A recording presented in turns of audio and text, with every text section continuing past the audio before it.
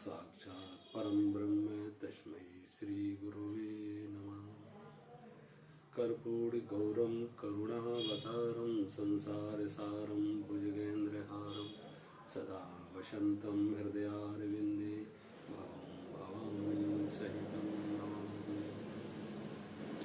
सच्चिदानन्दरूपाय विश्वरूपाय विश्व उत्पत्त्यादिहेतवे तापत्रय विनाशाय श्री कृष्णाय वयं नमः। श्री कृष्णाय वयं नमः। ओम शांति। आज हम बात करेंगे श्रीमद् भागवत कथा पर। भगवान वेद व्यास ने जब श्रीमद् भागवत कथा का प्रारंभ किया तो प्रारंभ में भगवान श्री कृष्ण की स्तुति की। और किस भगवान श्री कृष्ण की स्तुति की?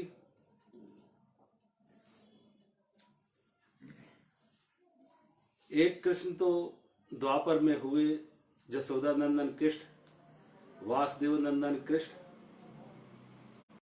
गोकुल के कृष्ण, वृंदावन के कृष्ण, द्वारिका के कृष्ण। लेकिन एक समय पर सगुण रूप में आए, रहे और संसार से विदा हुए। लेकिन इसका अर्थ ये नहीं है कि अब कृष्ण हमारे साथ नहीं है।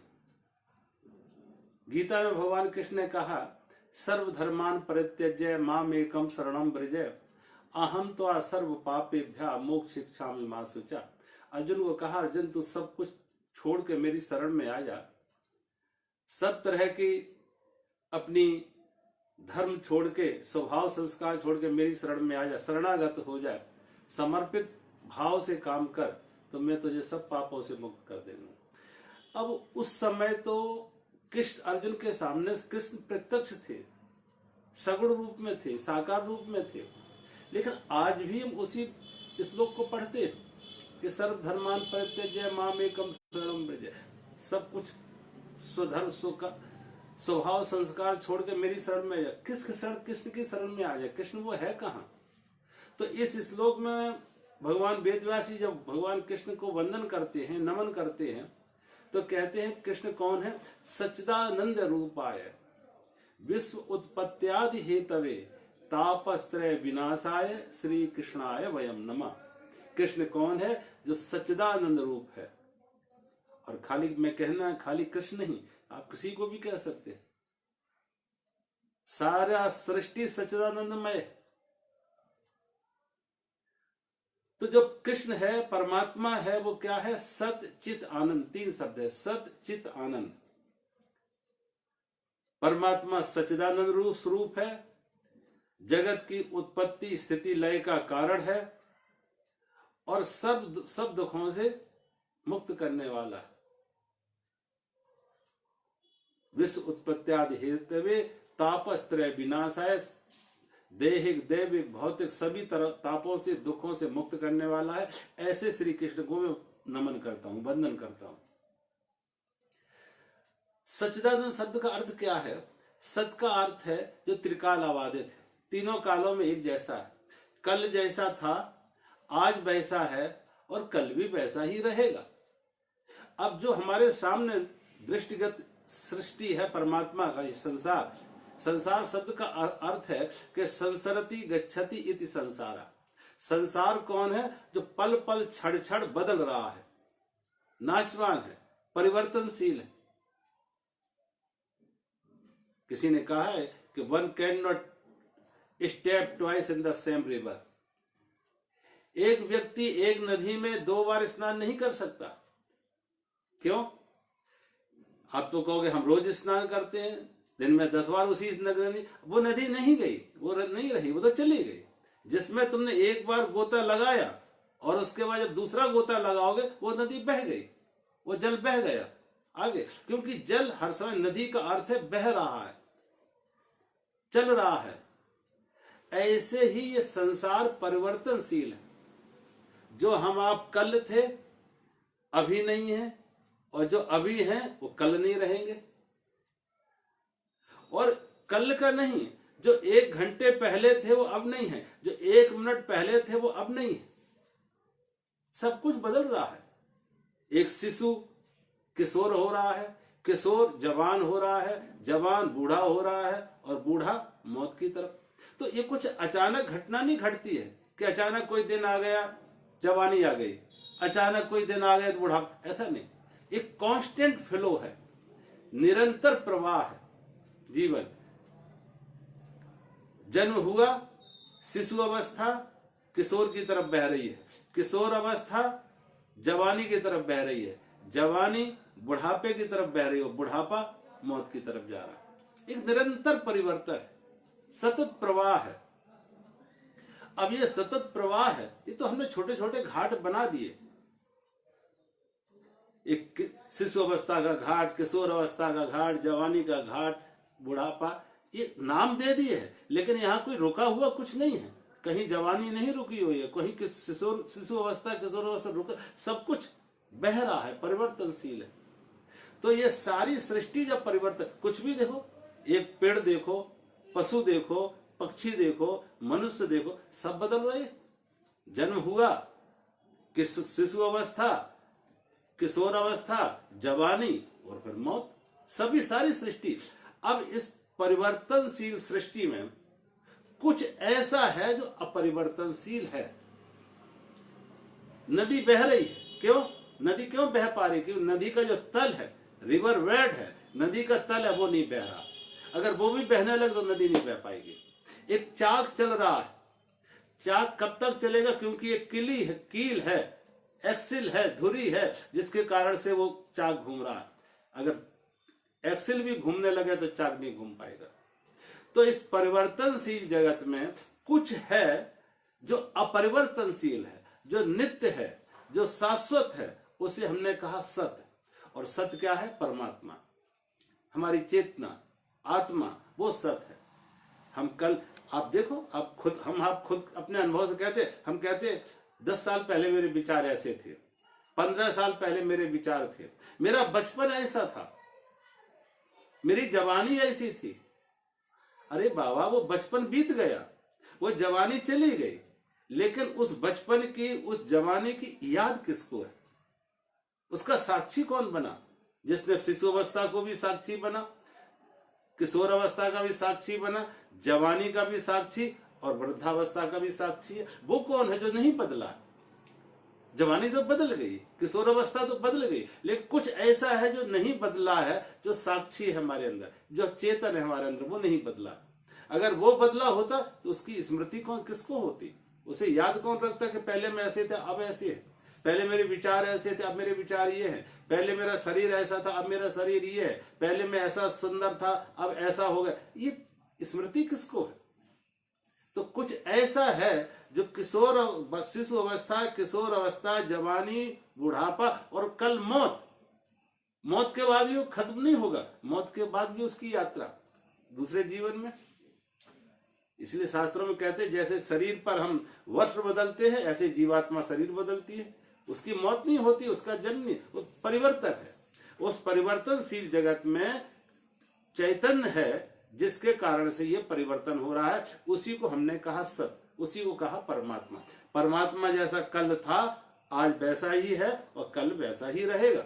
अब ये नहीं कहेंगे आज है परमात्मा, कल मर जाएगा, कल जवान था, आज बूढ़ा हो गया, ऐसा नहीं। परमात्मा कभी जवान नहीं होता, परमात्मा कभी बूढ़ा नहीं, क्योंकि परमात्मा का जन्म नहीं है। अगर जन्म होता उसका तो जवानी भी आती, बुढ़ापा भी आता और मौत भी होती।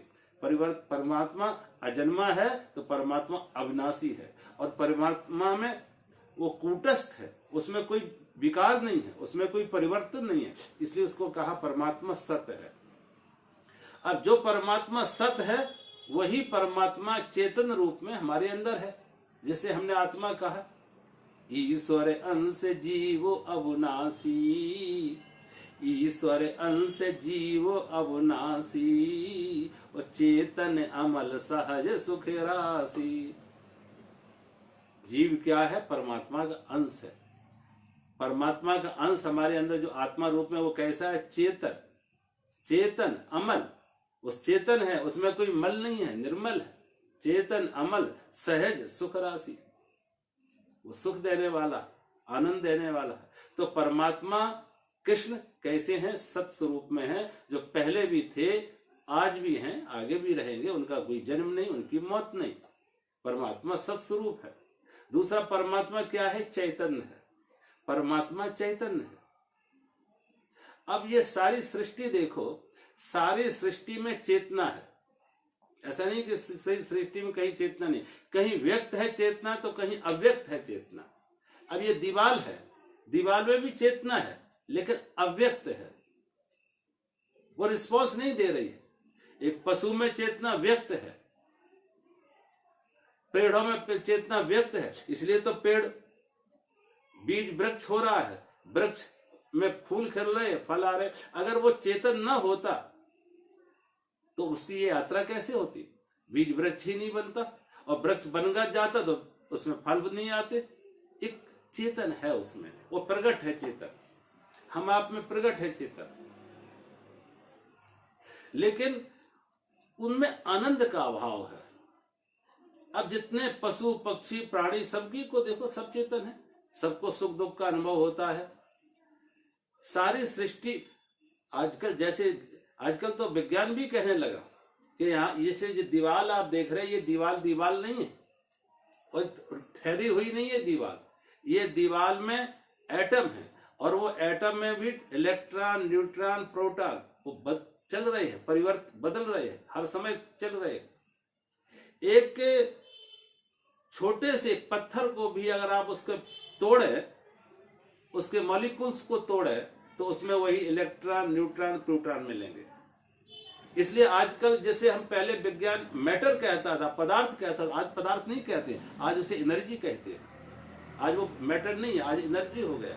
तो सारी सृष्टि में परिवर्तनशील जगत में कोई अपरिवर्तनशील तत्व है, जैसे हमने परमात्मा का, वो हमारे अंदर है। और वो कैसा है? चेतन है वो, और जो चेतन है वही सत है, चित है, वो आनंद स्वरूप है।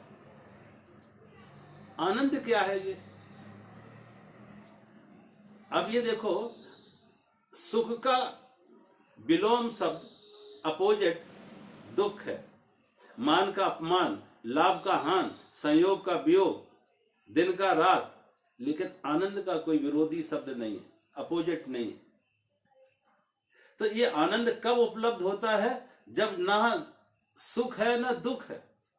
दुख का अभाव सुख है, सुख का अभाव दुख है, लेकिन जहां सुख और दुख दोनों ही गिर गए, आनंद की अवस्था है।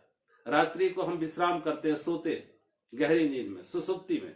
अब जब गहरी नींद में रात्रि को हम सोते हैं, तो आपसे कोई पूछे कि बताओ कैसी नींद आई, कैसा स्वाद था, कैसा रंग देखा, कैसा रूप देखा, कैसा स्वाद था, कैसी सुगंधी थी?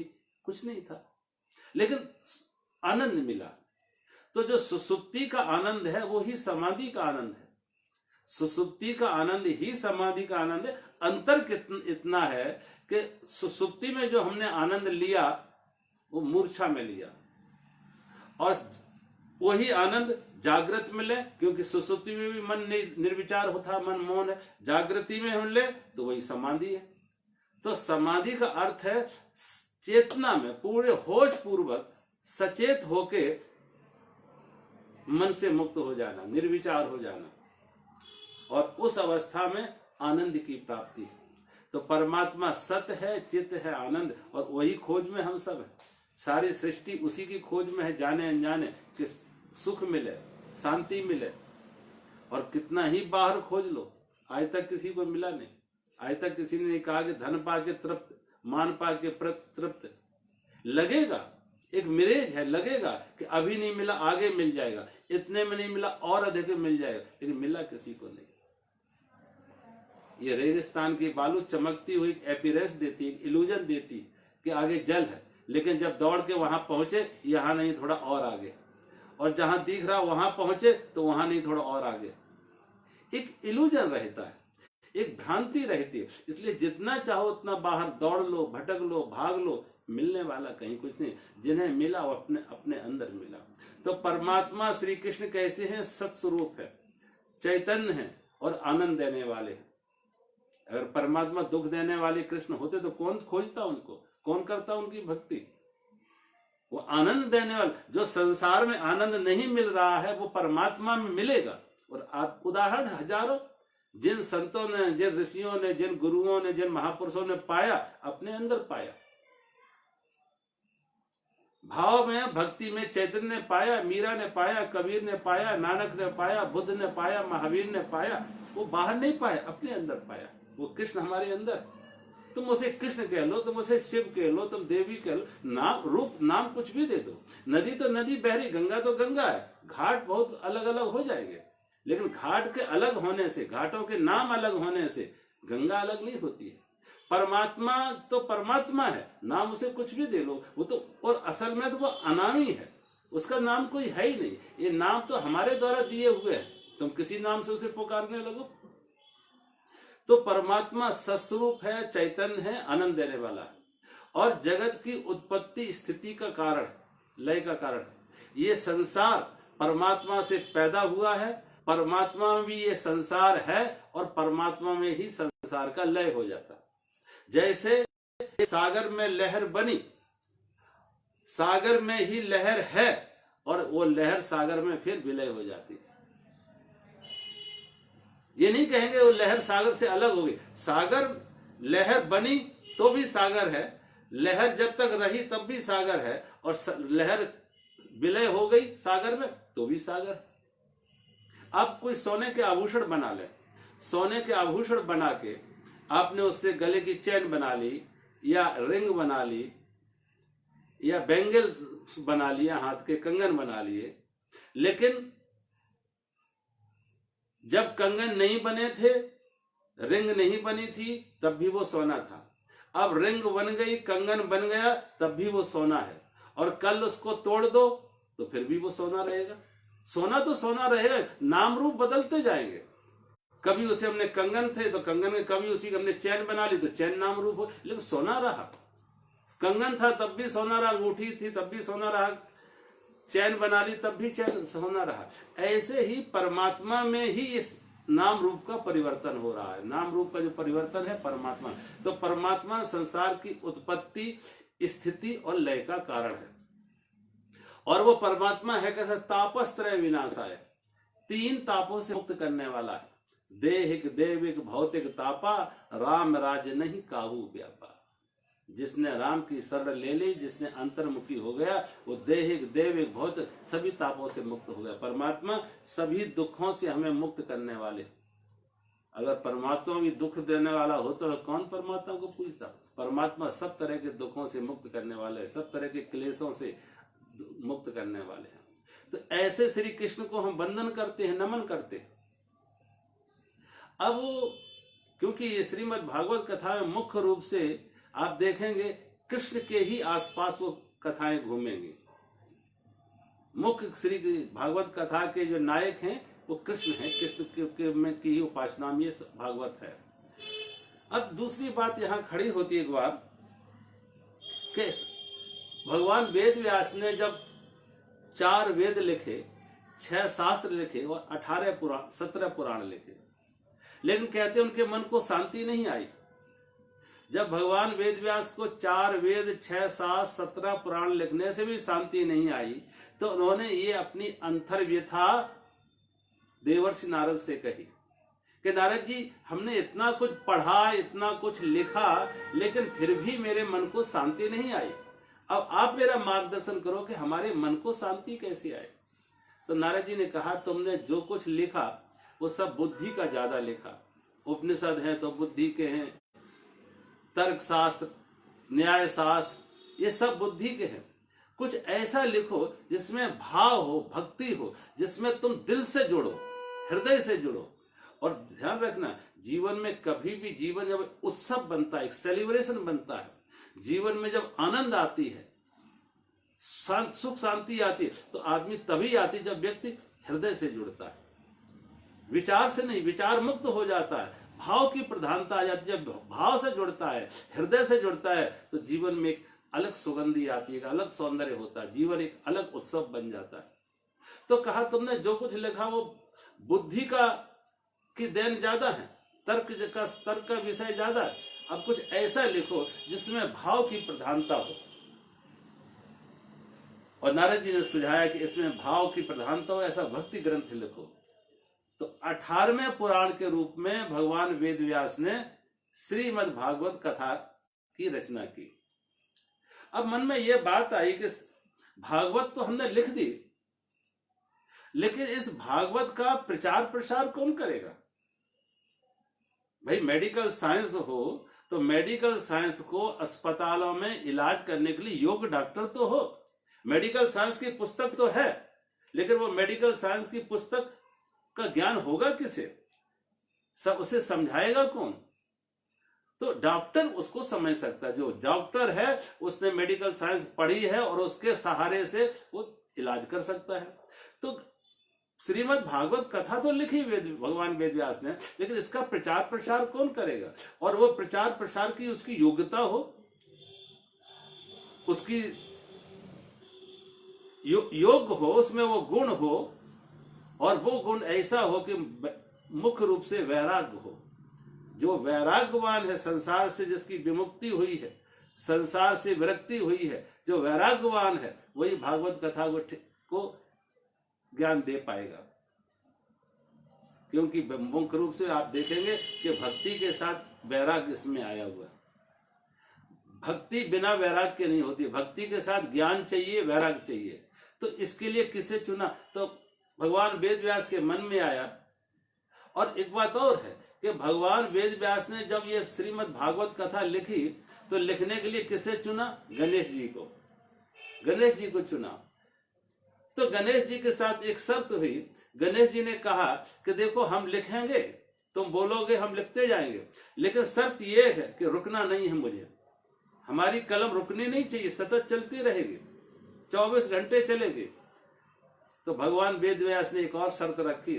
भगवान वेद व्यास ने कहा ठीक है गणेश जी, आपकी बात तो स्वीकार है कि हम निरंतर बोलते रहेंगे, आप निरंतर लिखते रहेंगे, लेकिन शर्त यह है कि जो मैं बोलूं उसको तुम समझ के लिखो, उसका अर्थ तुम्हें आना चाहिए। अगर कहीं अर्थ तुम नहीं आया तो फिर बात आगे नहीं बढ़ पाएगी। गणेश जी ने ये बात मान ली। जब मान ली तो अब समस्या ये हो कि भगवान वेद व्यास क्या करते हैं, 100 तक तो एक सरल मंत्र बोलते हैं और 100 के बाद कोई ऐसा मंत्र लिखा देते हैं जिसको समझने में, जिसकी व्याख्या करने में, जिसका अर्थ निकालने में गणेश जी को भी समय लग जाता है।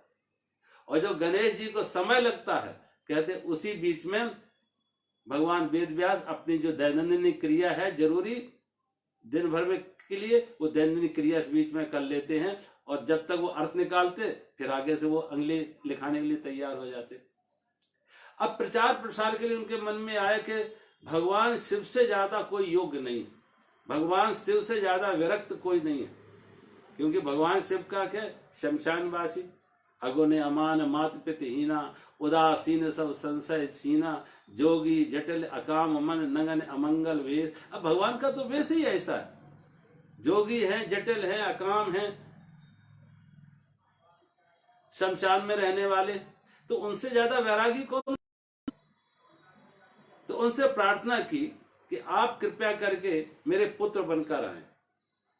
यद्यपि आप जगत पिता हैं, लेकिन इस लोक कल्याण के लिए, जनहित के लिए, लोक कल्याण के लिए जो हमने ये ग्रंथ लिखा है, ये ग्रंथ आपके माध्यम से आम लोगों तक पहुंचे, ये ज्ञान। तो ये ज्ञान की सरता, जैसे भगवान शिव को चुना गया, भगीरथ ने चुना, किस लिए? गंगा भगवान शिव से जब पृथ्वी पर अवतरण हुई, भगवान शिव से ही जो गंगा है वो अवतरण हुई, और ज्ञान गंगा भी भगवान शिव से ही अवतरण हो रही है, इसलिए भगवान शिव को चुना गया। अब भगवान शिव कैसे महर्षि वेद व्यास के पुत्र बनकर आए? तो कथा आती है कि एक बार नारद जी घूमते फिरते कैलाश पर्वत पर आते, और नारद जी जब घूमते फिरते कैलाश पर्वत आते, माता पार्वती ने उनका स्वागत किया। तो नारद जी ने पूछा भगवान शिव के बारे में माता पार्वती कि भगवान शिव कहाँ है? तो पार्वती ने कहा पता नहीं, कहीं गए होंगे इधर उधर। तो नारद जी कहने लगे देखो जरा उन्हें ध्यान रखा करो, वो कहाँ जाते हैं, क्या करते हैं, क्योंकि वो कहने में तो भोले हैं लेकिन उतने भोले हैं नहीं, वो मन से बड़े चालाक हैं। पार्वती को बड़ी हैरानी कि नारद जी यद्यपि मेरे गुरु हैं और फिर भी नारद जी भगवान के प्रति या शिव के प्रति सारी दुनिया जिन्हें भोले कहते, ये उन्हें चालाक कह रहे। तो पूछा कि कैसे आपको लगा कि वो चालाक है? पार्वती ने पूछा। तो नारद जी ने कहा, देखो भगवान शिव के गले में जो मुंडों की माला है, तुम्हें मालूम है ये क्या है? पार्वती ने कहा, ना मुझे मालूम नहीं है। कि इतनी बार तुम्हारे जन्म हो चुका है और इतनी बार तुम्हारी मौत हो चुकी है। जब तुम्हारी मौत होती है तो भगवान तुम्हारे शिव का काट के उसकी माला बना लेते। तो मुन्नों की माला, इतनी बार तुम्हारा जन्म हुआ और इतनी बार तुम्हारी मौत हुई। पार्वती ने कहा, ये तो फिर उनका हमसे प्रेम ही तो है, तभी तो मरने के बाद भी वो मुझे त्यागते नहीं है। ये तो उनकी करुणा है, तो उनका प्रेम है। नारद जी हंसने लगे। नारद जी ने कहा, पार्वती भोले शिव नहीं, भोली तो तू है। तेरे मन में ये प्रश्न क्यों नहीं उठा कि मेरा इतनी बार जन्म हुआ, इतनी बार मौत हुई, लेकिन भगवान शिव की कभी कोई मौत नहीं दिखाई गई? कि भगवान शिव की कहीं कोई मौत दिखाई गई हो? तो वो अविनाशी कैसे है, वो अमर कैसे है? पार्वती ने कहा, हाँ बात तो ठीक है कि वो अमर कैसे है और मैं क्यों नहीं अमर हो सकी। और कारण यह है कि भगवान शिव एक अमर कथा जानते हैं और वो अमर कथा अगर तुम सुन लोगी तो तुम भी अमर हो जाओगे, जन्म मृत्यु से मुक्त हो जाओगे। पार्वती ने कहा, बात तो ठीक है, हमारे गुरु ने सलाह तो हमें ठीक की। इतनी देर में नारद जी तो नारायण हरि कह के चल दिए। भगवान शिव आए तो देखा पार्वती का मिजाज, मौसम थोड़ा बदला हुआ। जैसे पार्वती उठ के भगवान को आसन देती थी, जलपान के लिए पूछती थी, आज जलपान के लिए पूछा, चेहरे पर भी थोड़ी उदासी।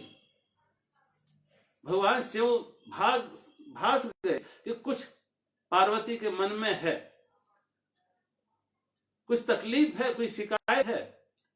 तो भगवान शिव ने पूछा, पार्वती कहीं इधर नारद तो नहीं आए थे? तो जैसे कहा कहीं नारद जी तो नहीं है, पार्वती तो और उबल गई।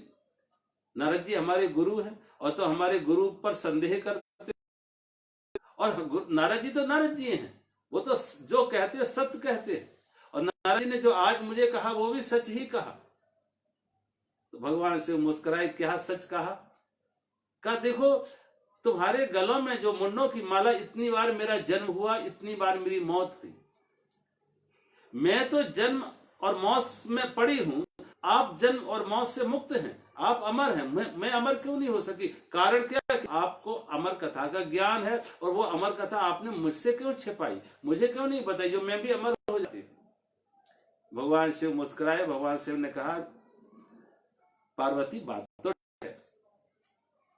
तो ठीक है, मुझे अमर कथा का ज्ञान है, लेकिन तुमने कभी अपनी जिज्ञासा प्रकट नहीं की, तुमने जानने की प्रकट नहीं की। मान ले कोई किसी का घर वाला, किसी का पति डॉक्टर हो, तो इसका अर्थ ये नहीं कि वो घर आके रोज दवाइयों की चर्चा करने लगे पत्नी के सामने। दवाइयों का चर्चा का कोई कारण नहीं है कि वो अपने घर में आके अपनी पत्नी को मेडिकल साइंस की और दवाइयों की और बीमारियों की बात करने लगे। हाँ, अगर पत्नी बीमार है, पत्नी को तकलीफ है, तो डॉक्टर अपनी पत्नी को भी दवाई देगा, उसका इलाज करेगा। ऐसे ही मुझे अमर कथा का ज्ञान तो है, लेकिन तुमने कभी अपनी जिज्ञासा प्रकट नहीं की, तुमने जानने की इच्छा प्रकट नहीं की। भगवान कृष्ण को गीता का ज्ञान था, लेकिन अर्जुन ने कभी अपनी जिज्ञासा प्रकट नहीं की, तो भगवान ने उसको गीता का ज्ञान नहीं दिया। और जब उसने कहा, शिष्यस्ते हम साधिमाम त्वाम प्रपन्नम, मैं आपका शिष्य हूं, आपकी शरण में हूं, मेरा मार्गदर्शन करो, मेरे लिए श्रेय कर क्या है, तो भगवान ने अर्जुन को गीता सुनाई। तो जब तक सामने वाला प्रश्न ना करे, अपनी जिज्ञासा ना दिखाए, जानने के लिए आतुर ना हो, तो जबरदस्ती कैसे किसी को सिखा दोगे? चाहे जितनी बारिश हो, पात्र उल्टा है तो खाली का खाली रह जाएगा। चाहे जितनी बारिश हो, हाँ बारिश हो और पात्र सीधा हो तो भर जाएगा। सीधे पात्र का अर्थ है कि पात्रता हो सीखने की, खुलापन हो, जिज्ञासा हो, श्रद्धा हो, भाव हो, तो सीख जाओगे। भगवान शिव ने कहा पार्वती तुमने कभी जानने की इच्छा प्रकट नहीं की, इसलिए मैंने बताया नहीं। अब तुम जानने की इच्छा प्रकट की, तुम्हारे अंदर जिज्ञासा है, तो मैं तुम्हें अमर कथा सुनाएंगे, लेकिन उसके लिए कोई उपयुक्त स्थान होना चाहिए। अब ये अमर कथा कोई बाजार में बैठ के शोरगुल में नहीं होगी, एकांत में चाहिए।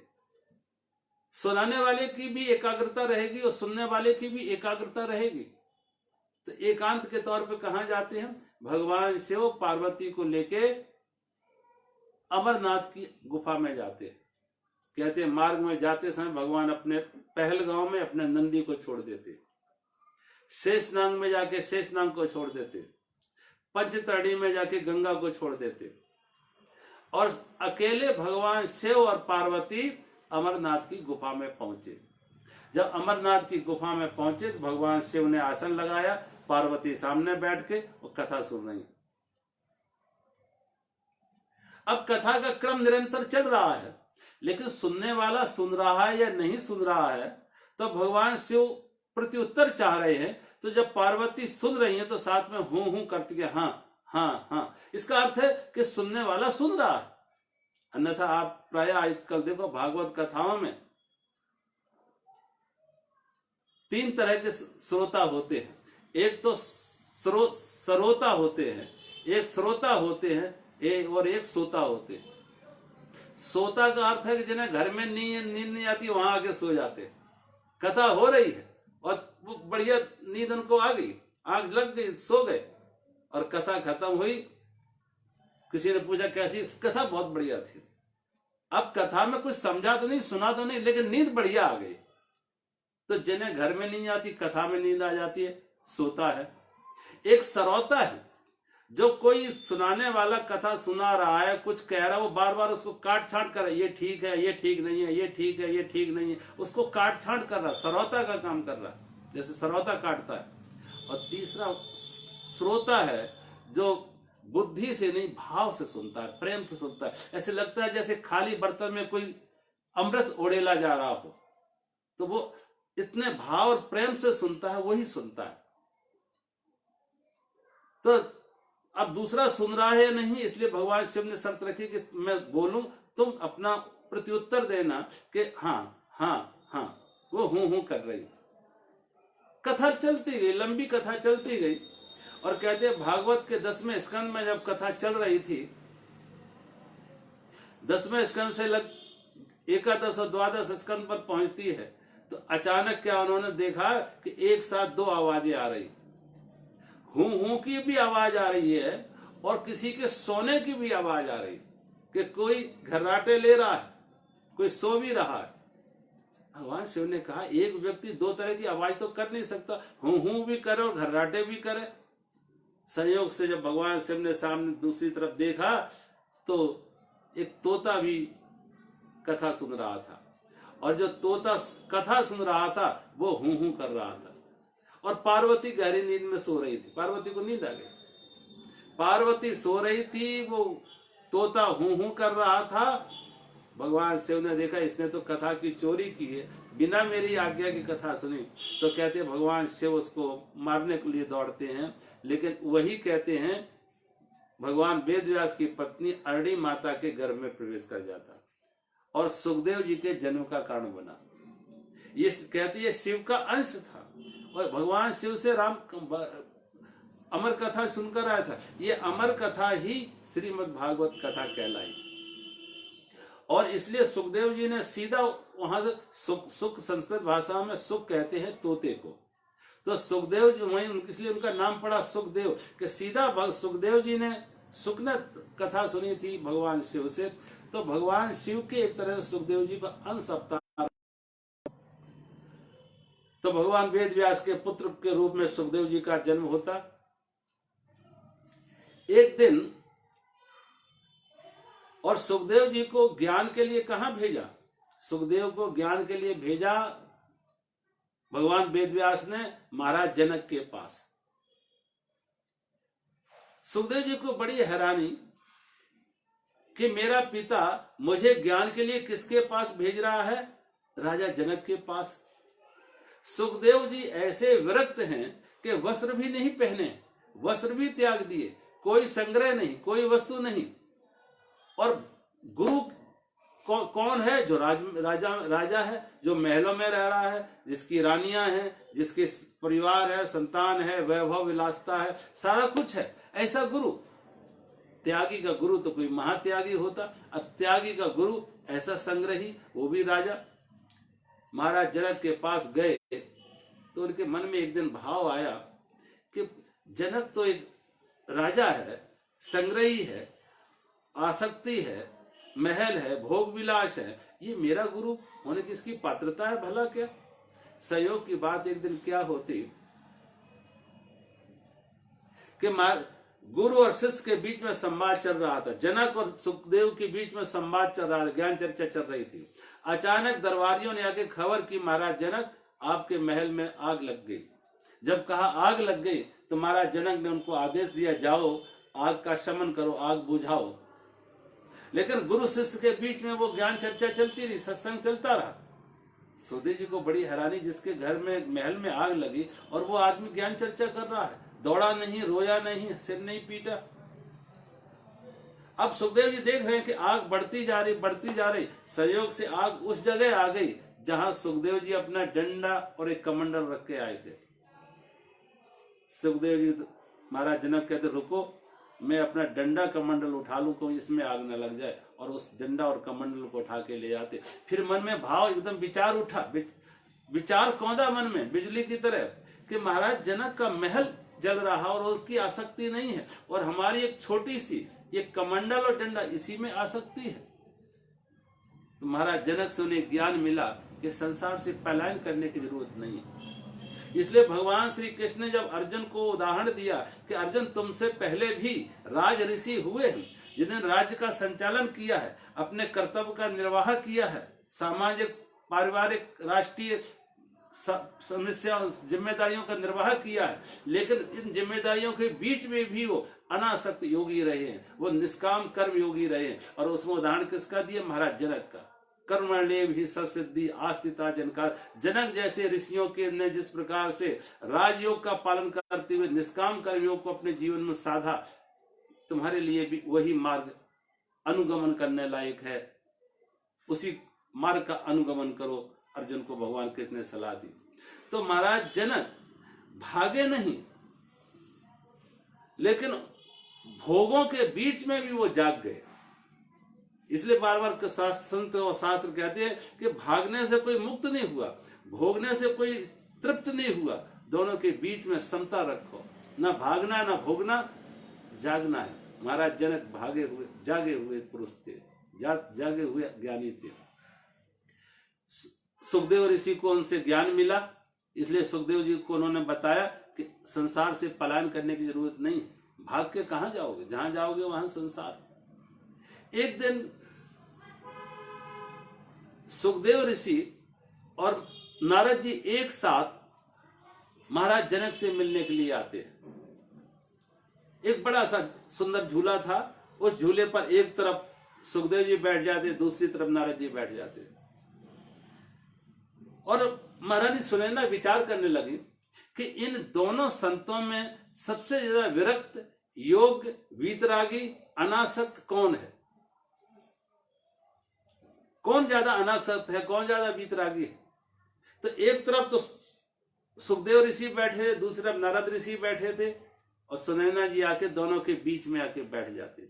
जब दोनों के बीच में सुनैना जी सुंदर रूप बनाए हुए, सोडा श्रृंगार किए हुए उनके दोनों के बीच में आ जाती, नारद जी थोड़े सरकने लगते, स्त्री का स्पर्श ना हो जाए, कहीं मन में वासना ना जग जाए।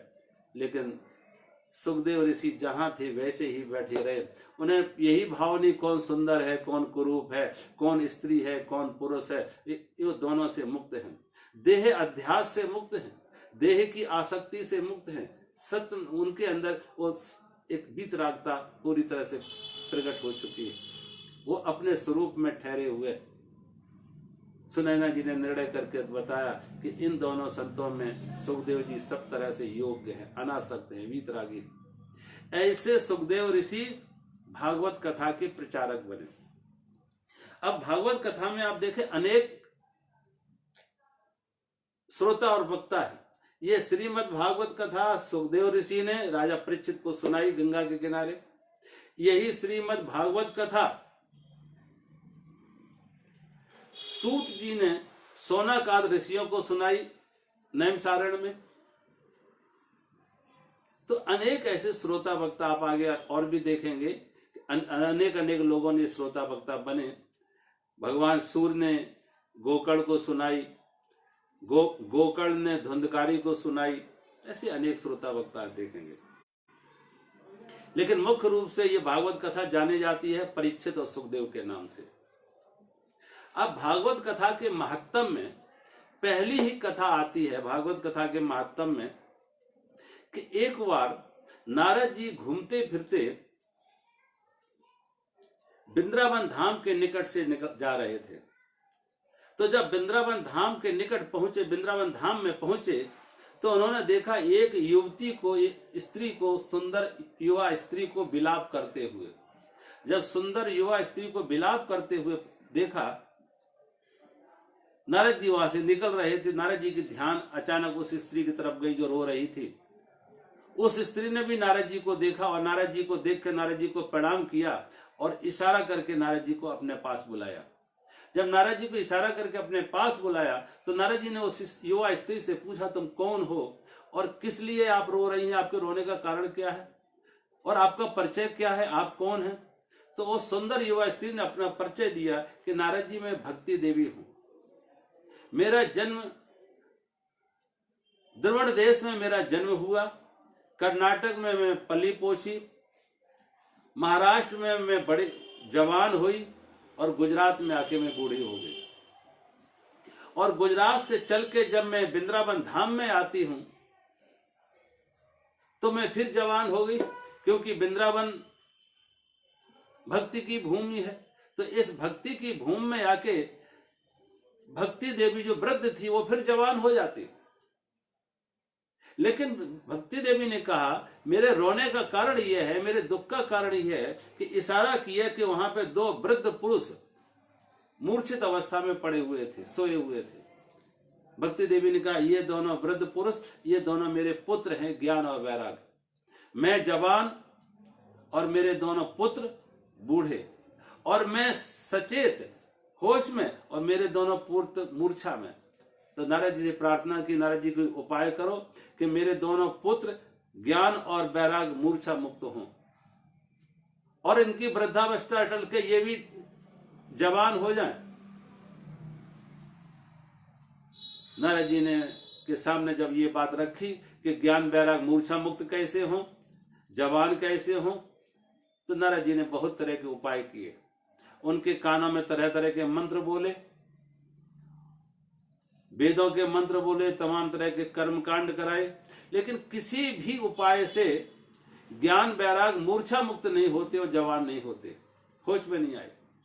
तो नारद जी निरुपाय अपने को मानते कि मेरे पास अब कोई उपाय नहीं। नारद जी निराश होकर यहां से विदा लेते हैं भक्ति देवी से। और जब नारद जी निराश होकर विदा लेते हैं भक्ति देवी से, तो नारद जी पहुंचे जाके बद्रीनाथ धाम में। और बद्रीनाथ धाम में नारद जी की भेंट होती है सनत कुमारों से। जब नारद जी की भेंट सनत कुमारों से हुई तो सनत कुमारों ने एक दूसरे को दोनों ने प्रणाम किया, वंदन किया, नमन किया। तो सनत कुमारों ने प्रश्न किया, नारद जी आज क्या बात है? आप जब आते थे तो नृत्य करते, गीत गाते, आपका वीणा के तार संगीत पैदा करते थे। आज वीणा के तार भी झंकृत नहीं हो रहे हैं, कोई संगीत नहीं आ रहा है, आपके कदमों से भी कोई नृत्य नहीं है, वाणी पर भी कोई गीत नहीं है। कारण क्या है? आप बड़े उदास दिख रहे हैं, आपके चेहरे पर उदासी दिख रही है। और शास्त्र तो ये कहते हैं कि संत कभी उदास नहीं होते हैं, और आपके संत होने में कोई संदेह नहीं है। लेकिन फिर भी नारद जी आप उदास। भज गोविंद में भगवान शंकराचार्य से किसी ने पूछा कि संत की क्या परिभाषा है? संत योग में रहे वो संत है या भोग में रहे वो संत है? वन में रहे वो संत है या बस्ती में रहे वो संत है? क्योंकि दोनों उदाहरण आते हैं। अब महाराज जनक महल में हैं, भोगों में हैं, लेकिन संत हैं, संत हैं। और ऐसे भी संत हुए सुखदेव जैसे, अनासक्त वीतरागी, जो सब कुछ त्याग दी, वो भी संत है। तो भगवान शंकराचार्य से जब प्रश्न किया कि आप संत की क्या परिभाषा करेंगे, योग में रत या भोग में रत, वन में या बस्ती में, तो भगवान शंकराचार्य ने बहुत सुंदर उत्तर दिया, योग रतो वा भोग रतो वा, योग रतो वा भोग रतो वा, संग रतो वा संग विहीना, यस्से ब्रह्मणि रमते चित्तम, यस्से ब्रह्मणि रमते चित्तम, नंदति नंदति नंदति एव, भज गोविंदम भज गोविंदम, गोविंदम भज मूढ़मते, गोविंदम भज मूढ़मते, योग रतो वा भोग रतो वा, संग रतो वा संग विहीना। योग में रत हो या भोग में रत हो, वन में हो या बस्ती में हो, दोनों ही जगह हो सकता है। वन में भी संत हो सकता है, बस्ती में भी संत हो सकता है, योग में भी हो सकता है, भोग में हो। एक ही परिभाषा, यस्से ब्रह्मणि रमते चित्तम, जिसके चित्त में ब्रह्म का रमण हुआ है, आत्म साक्षात्कार हुआ है, ब्रह्म साक्षात्कार हुआ है, उसके चेहरे पर हर परिस्थिति में हर पल मुस्कान रहेगी। नंदति नंदति नंदति एव, वो किसी भी परिस्थिति में दुखी नहीं होगा, उदास नहीं होगा, रोएगा नहीं, शिकायत नहीं करेगा। यस्से ब्रह्मणि रमते चित्तम, नंदति नंदति नंदति एव, आनंदित होगा, वो प्रफुल्लित होगा। नारद जी, आप संत हैं, आपके संत होने में कोई हमें संदेह नहीं, लेकिन फिर आपके चेहरे पर उदासी। तो नारद जी ने कहा, जरा इसमें थोड़ा सुधार कर लो, जो आप कह रहे नंदति नंदत नंद, इसमें सुधार कर लो। क्या सुधार करना है, करेक्शन क्या करना है, अमेंडमेंट क्या करना, कि संत भी कभी कभी उदास होते हैं। कैसे संत उदास होते हैं? अपने दुख से दुखी नहीं होते हैं, दूसरों का दुख देख के उनके मन में दुख प्रकट होता है। अगर संत भी किसी के घर में जाएं और किसी की मौत हो जाए, तो क्या वो आनंद मनाएंगे, नाच गीत गाएंगे? उन्हें भी शोक संवेदना व्यक्त करने पड़ेगी। दूसरों के भाव को देख के, दूसरे की संवेदनाओं को देखो, उन्हें भी अपनी शोक संवेदना व्यक्त करनी होती है। और संत का दुख कैसा होता है? जैसे पत्थर जैसी लकीर, पानी जैसी लकीर। पानी में लकीर बनेगी लेकिन बिगड़ भी जाएगी, रहेगी नहीं। ज्ञानी का मन होता है पानी की ऐसी लकीर, बनी और बिगड़ी। और अज्ञानी का मन कैसा होता है? पत्थर जैसी लकीर, एक बार बन गई तो जल्दी बिगड़ती नहीं। तो संत भी कभी कभी दूसरों के दुख में दुखी होते हैं। और रामचरितमानस में इसी को गोस्वामी जी ने कहा, संत हृदय नवनीत समाना, संत हृदय नवनीत समाना, और कहा कविन पर कहा न जाना, निज पर तापो द्रवय नवनीता, निज पर ताप द्रवय नवनीता, संत द्रवय पर दुख पुनीता। रामचरितमानस में गोस्वामी जी लिखते हैं कि संत का हृदय का, संत हृदय नवनीत समाना, संत का हृदय मक्खन की तरह कोमल होता है। संत हृदय नवनीत समाना, कहा कविन पर कहा न जाना। कहा संतों ने ये उपमा तो दी है, संतों की उपमा दी है कैसे? नवनीत से, मक्खन से। लेकिन ये सच्चाई नहीं है ऐसा। क्यों? कि मक्खन से भी अलग एक विशेषता है संत की। क्या अलग विशेषता है? कि निज परताप द्रवय नवनीता। नवनीत मक्खन कब पिघलता है? जब खुद आग पर रखा जाए। जब मक्खन को आग पर रखोगे तो पिघल जाएगा। लेकिन संत कैसे पिघलते हैं? पर दुख द्रवय संत सुपनीता। तपते हैं, आग पर रखे जाते हैं कोई और, तपते हैं कोई और, पिघल जाते हैं संत। संसारी तपते हैं, संत पिघल जाते हैं। पर दुख द्रवय, जो दूसरों को दुखी देख के जिसका हृदय द्रवित हो जाए, पिघल जाए, वो संत। तो नारद जी कहते मैं आज उदास हूं, लेकिन मेरी उदासी का कारण मेरा कोई दुख नहीं है, मेरा कुछ पाना खोना नहीं है। मैंने आज इस कलिकाल में भक्ति देवी को रोते देखा। भक्ति देवी रो रही है और ज्ञान वैराग मूर्छा में। संतों का जीवन तो परमार्थ के लिए होता है। वृक्ष कबहु ना फल वके, नदी न संचय नीर। वृक्ष कबहु ना फल वके, वृक्ष कबहु ना फल वके, नदी न संचय नीर। और परमारथ के कारणे साधुन धरा शरीर। संतों का जीवन परमार्थ के लिए है, लोक कल्याण के लिए। वृक्षों में फल आते खुद नहीं खाते, दूसरों के लिए।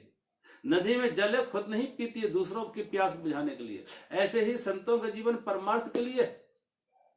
तो मैं उदास हूं, लेकिन मेरी उदासी के कारण कि मैंने भक्ति देवी को कलकाल में रो रही हैं और ज्ञान वैराग मूर्छा में।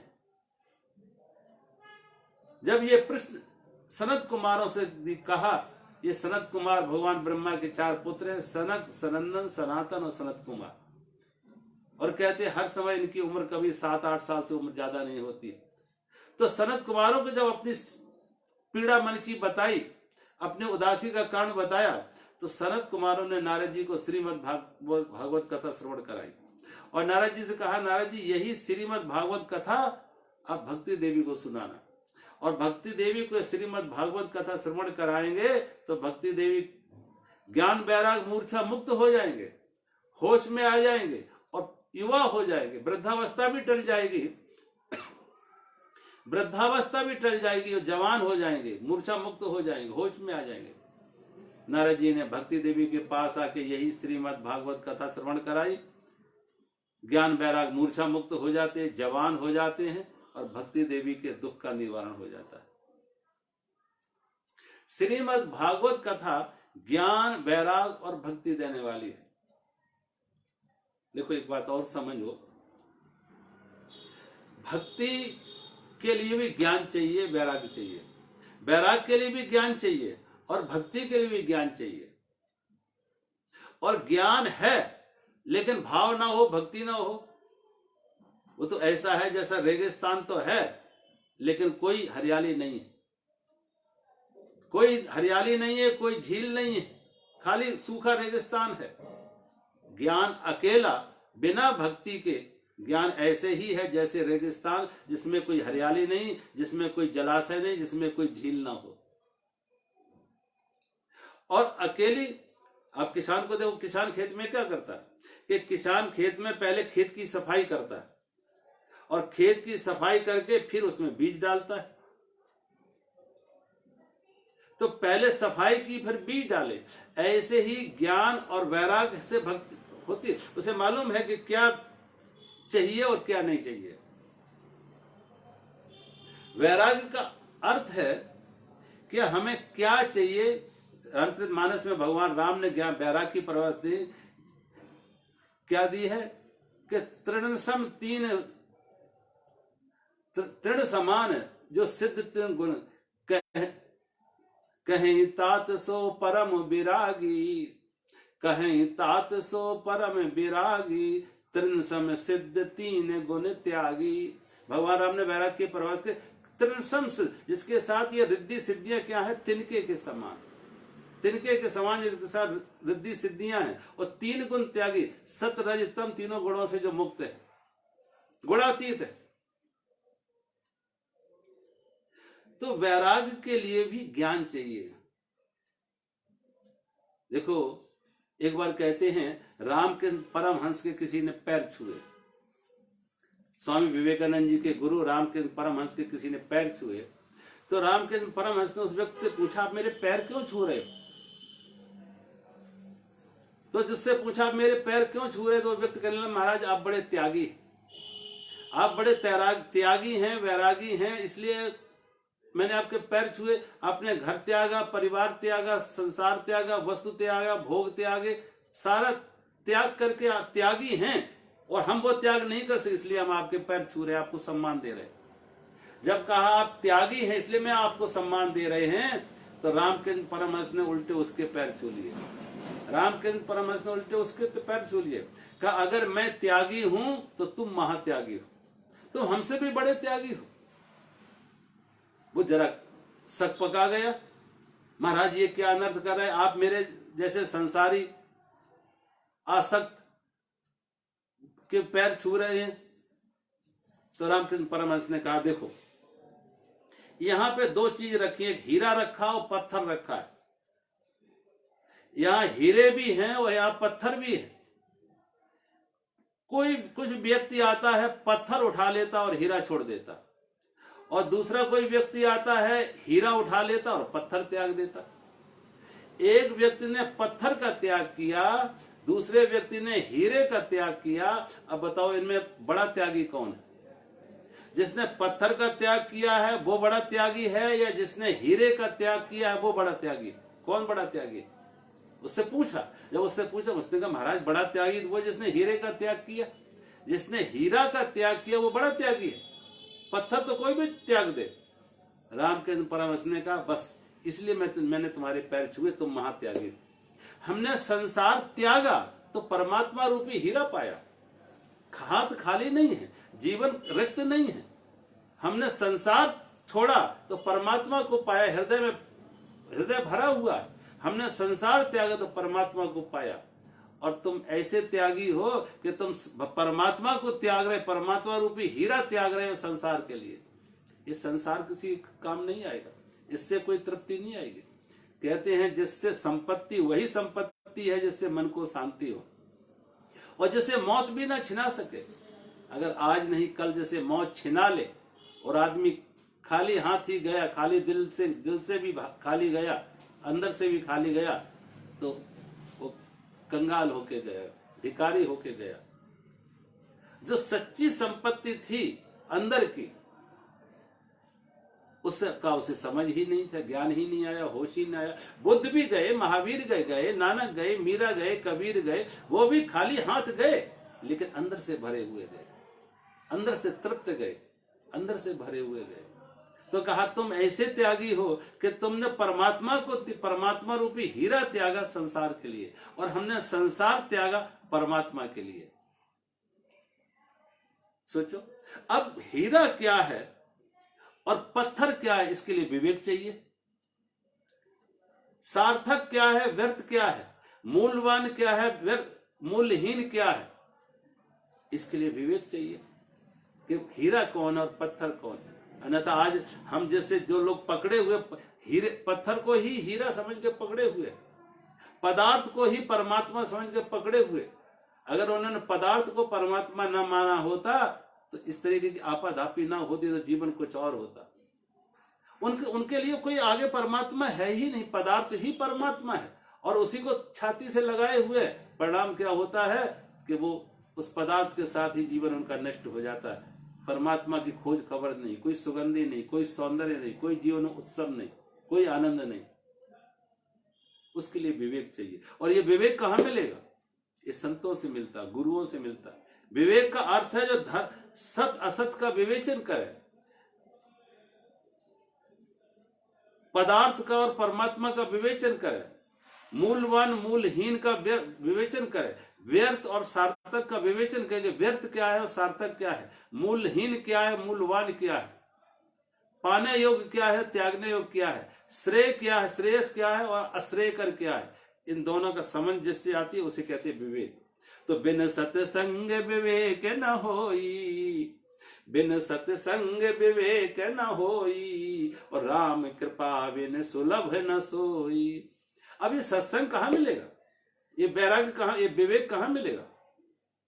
कोई दुकान तो है नहीं कि किसी दुकान पे जाके आप कहो कि जहां से कपड़े खरीदते हो, सोना खरीदते हो और संस्कार खरीदते हो, ऐसी कोई दुकान बाजार में हो कि जहां विवेक भी खरीदा जाए। पैसे से विवेक भी खरीद लो, वो पैसे से विवेक नहीं मिलेगा। विवेक कहां मिलेगा? सत्संग से। सत्संग से विवेक मिलेगा। संतों का संग सुनो, संतों से कथा सुनो तो विवेक जागृत होगा। और जब विवेक और कथा भी कब मिलेगी कि राम कृपा बिन सुलभ न हो, या भगवान कृपा करते हैं तो सत्संग मिलता है। बिन सत्संग विवेक न होई, और राम कृपा बिन सुलभ न सोई। ये सत्संग से विवेक जागृत होगा, और सत्संग सुनने के लिए भगवान की कृपा से, ये भगवान की कृपा ही है कि ये सत्संग आप लोग सुन रहे हैं। तो भक्ति देवी के ज्ञान और वैराग मूर्छा मुक्त हो जाते हैं। ज्ञान क्या त्यागने योग्य है, क्या पाने, वैराग किस चीज का वैराग, पाने योग्य क्या है, त्यागने लिए क्या है। जहां राम तहां काम नहीं, जहां काम नहीं राम, वो दोनों कवहू ना निभे, सो रब रजनी एक ठाम। राम की मांग और काम से मुक्त, राम की तरफ बढ़े, काम से हटे, तो ये राम और काम का ज्ञान कहां से आएगा? विवेक से। जब ज्ञान है जिस दिन समझ में आया कि ये पत्थर है और ये हीरा है, संसार पत्थर है और संसार से भी बड़ी मूल्यवान कोई परमात्मा जैसी चीज है, तो ऐसे छूट जाती जैसे वृक्ष में नए पत्ते आते पुराने झड़ जाते। बुद्ध ने संसार त्यागा, पदार्थ त्यागा, वस्तु त्यागी, भोग त्यागे, लेकिन बहुत कुछ पाया, बहुत कुछ पाया। तो उसकी अगर जिन्हें खबर है, जिनकी समझ है, बुद्ध ने कभी पश्चाताप नहीं किया कि हमने संसार त्यागा। महावीर ने कभी, मीरा ने, कबीर ने, नानक ने ये नहीं कहा हमने, वो कहता हमने त्यागा तो वो जो आज नहीं तो मौत छिना लेती कल, लेकिन हमने पाया वो है जिसे मौत भी नहीं छिना सकती। तो इस बात का ज्ञान हो तो वैराग सहज हो जाता, और जब वैराग आ जाए तो राग हमें संसार की तरफ दौड़ा रहा था, बहिर्मुखी किए था, जब वैराग आया तो संसार से मन हटा, तो कहां आया, अपने अंदर की तरफ मुड़ गया, तो भक्ति में आ गया, भाव में आ गया, समर्पण में आ गया परमात्मा की। तो श्रीमद् भागवत कथा श्रवण करने से जीवन में ज्ञान, वैराग और भक्ति आएगी। आप जब सुनेंगे ये आगे की कथाएं तो आप देखेंगे लगभग हर कथा में, हर जगह बार बार यही तीनों बातें, ज्ञान, वैराग, भक्ति, ज्ञान, वैराग, भक्ति, हर जगह इन्हीं तरह तरह के उदाहरण देके, तरह तरह के इशारे करके, लेकिन वो इशारे एक ही दिशा में होंगे, ज्ञान, वैराग, भक्ति की तरफ। भगवान की कृपा है, परमात्मा का हम सब पर बड़ी करुणा है, कृपा है, संयोग है कि हमें भी प्रेरणा दे रहा आपसे कुछ बात करने का, आपको भी प्रेरणा दे रहा है कथा सुनने का। तो भगवान आप सबके अंदर वो विवेक जागृत करे और आपके जीवन में भी परमात्मा की यात्रा के मुड़े, हमारा दिल, हमारा मन संसार से परमात्मा की तरफ मुड़े। आगे की शेष कथा हम कल करेंगे, आज कथा को यहीं विराम देते हैं। हरि ओम।